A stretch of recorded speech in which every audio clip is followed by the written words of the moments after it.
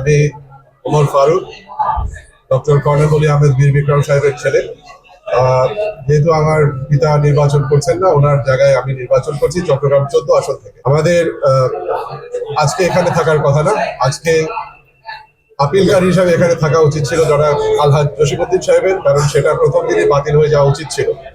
আমরা যেটা দেখেছি, জানতে পেরেছি, উনি সিআইবি রিপোর্ট অনুযায়ী 29 তারিখে যখন দাখিল করেন তখন উনি অবৈধ ছিলেন, এবং তা সত্ত্বেও ওনাকে সময় দেওয়া হয় 4 ঘন্টা, কারণ ওনার সিআইবি রিপোর্টটা তখনও প্রস্তুত ছিল না। ওনাকে অতিরিক্ত সময় দেওয়া হয়, এবং যখন অন্য কোনো প্রার্থী উপস্থিত ছিলেন না সেই সময় তার আপিলটাকে বৈধ ঘোষণা করা হয়।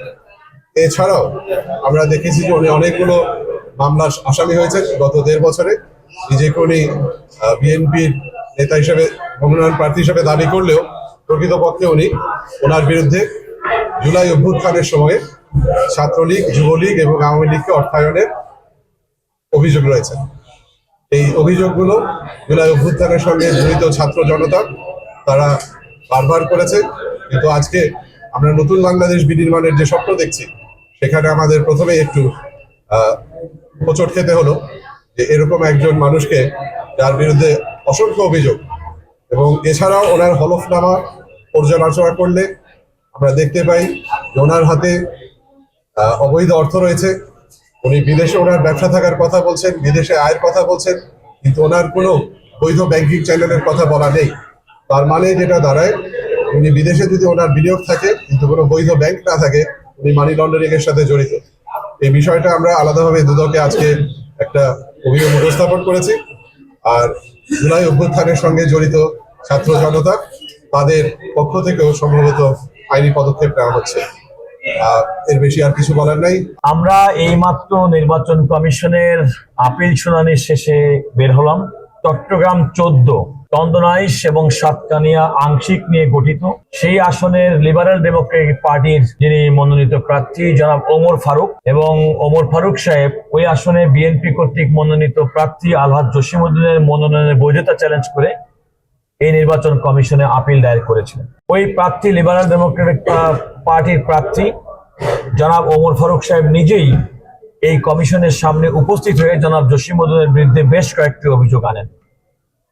আমরা জনাব জসিমউদ্দিনের পক্ষ থেকে, যেহেতু তিনি বিএনপির প্রার্থী এবং ধানের শীষের প্রতীকের প্রার্থী, তার পক্ষ থেকে নির্বাচন কমিশনে তার উত্থাপিত প্রত্যেকটি অভিযোগের আমরা যুক্তি খণ্ডন করে ফেলেছি, এবং আমাদের এই যুক্তি উপস্থাপনের মাধ্যমে, তথ্য প্রমাণ উপস্থাপনের মাধ্যমে নির্বাচন কমিশন এই মর্মে সন্তুষ্ট হয়েছেন, জনাব জসিমউদ্দিন চট্টগ্রাম 14 আসনে বিএনপির মনোনীত প্রার্থী হিসেবে রিটার্নিং অফিসার তাকে যে বৈধ ঘোষণা করেছিল সেটি বহাল থাকবে। অর্থাৎ জনাব জসিমউদ্দিনের নির্বাচনী প্রার্থী হওয়ার ক্ষেত্রে, বিএনপির প্রার্থী হওয়ার ক্ষেত্রে বৈধ প্রার্থী রূপে আর কোনো আইনি বাধা থাকলো না।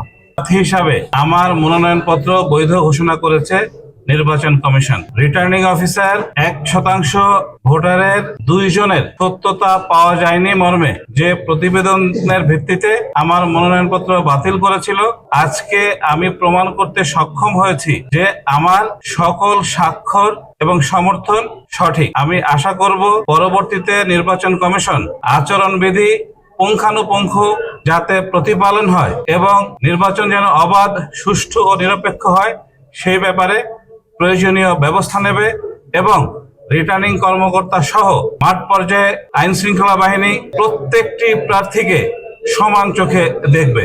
কিশোরগঞ্জ 4 ইটনামিটা 59 গ্রামের প্রার্থী ফিরে পেয়েছি। আমাকে বৈধতা দিয়েছেন, আমি নির্বাচন কমিশনকে ধন্যবাদ জানাই।